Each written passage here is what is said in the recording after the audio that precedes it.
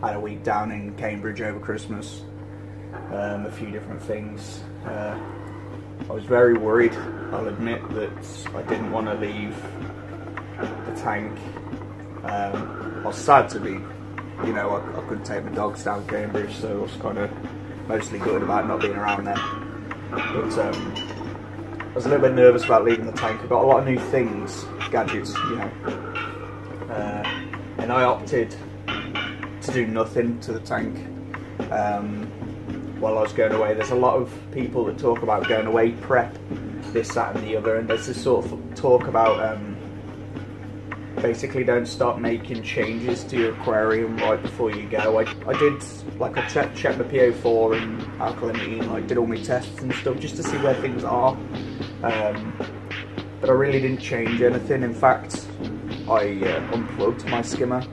I took that offline altogether, and then as soon as I got back, put it back on, and interestingly enough, the first thing it did was overflow, so back off, did a bit of maintenance on it, put it back in maximum fully open Venturi or whatever to allow the most amount of air to get in it, and just ran it like that for a bit, bubble bath.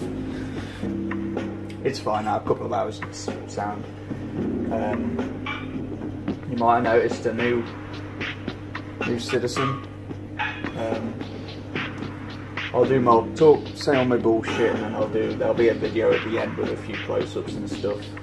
I'll go through the things that have changed. Like, obviously I told you there, I've added the gold spot rabbit fish. I also added lawnmower blending, very little bit thing.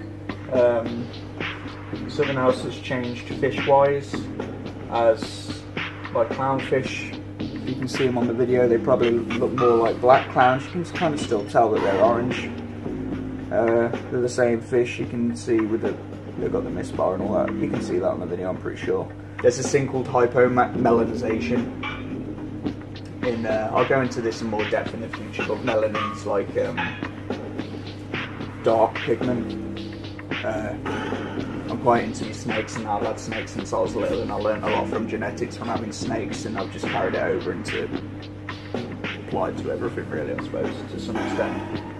Hypomelanization, anyway, is basically from the top down they start going dark. At first glance, when I first saw them, I looked at them the one morning and just crapped myself, because I was like, oh no, you know, how many things could it be? This is before what they are now. When there was just a little bit, it almost seems sketchier then, like black ick. To be honest with you, the very first thing that come to my head was marine velvet, and that's the Death Star of shit kicking off in your aquarium. That's about the worst it can get. As soon as I saw that, I just looked at everything and thought, death. Everything can go wrong. I'm not going to lose my corals, but I'm going to lose my fish, and that's just going to be dog shit. Another thing is, can you see the lack of zoas in the tank? Our new mate over here, the rabbit fish, didn't touch a thing for a reasonable amount of time. And you can see there's one set, where he is now, you see there's one set of zoas left. The only thing I can think of is that they're lime flavoured, and he obviously ain't keen on the green skill, you know. He can't possibly like those particular ones. Maybe they're too toxic or something along them lines. He's left, you can see a couple of little spots. Ooh, one there. Oh, it's harder than it looks in one there. Hopefully that's each type of zoa that I had in there, and it's just sort of, maybe they'll live, and when I change the tank over, I'll be able to save them and grow them back. You never know, I've done it before.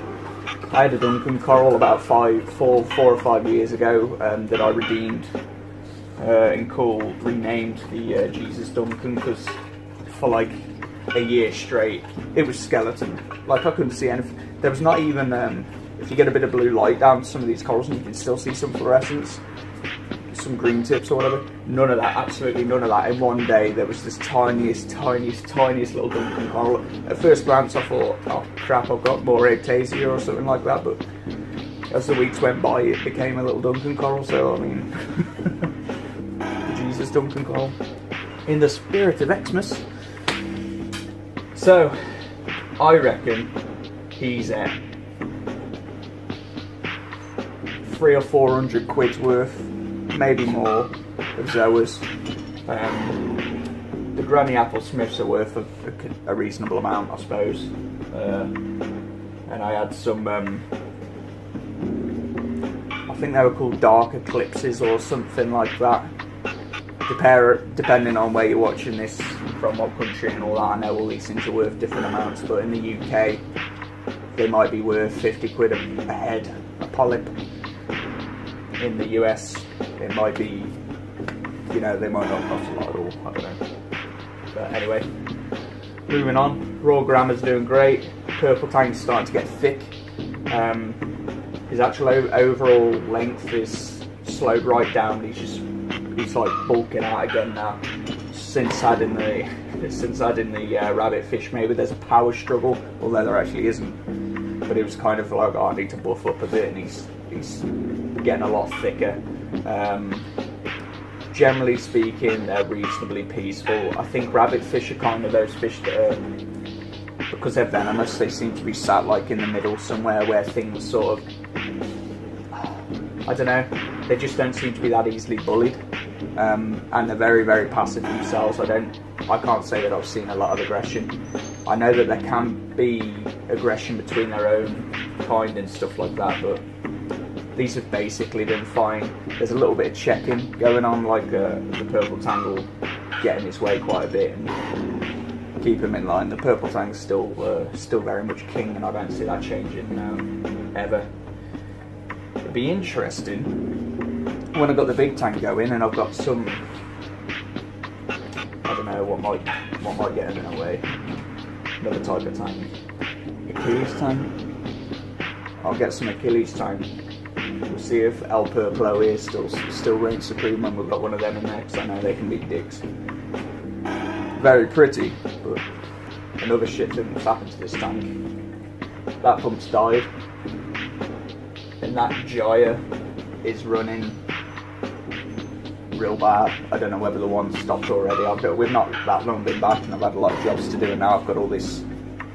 Probably can't see, but I've got all this, like, it looks like looks like chocolate, but it's glue and resin and horrible stuff. I'm going to be picking it off for days, so I don't really want to get in there until I'm really clean and sort them out. Hopefully they just need a really good clean, but stands a chance that the one pump's actually dead altogether. That's the older of the two, actually, but again, it's probably not quite 2 years old. Now, Lucas,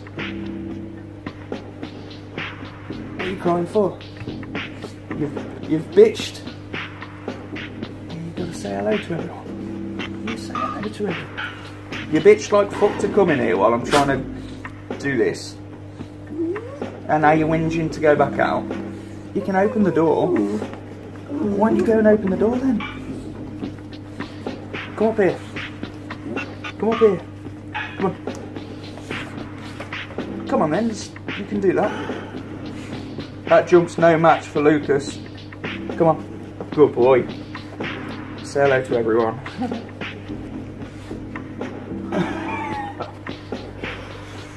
Can't have what's on the table because it's Bailey's, and it's no good for little Lucas's. Where was I?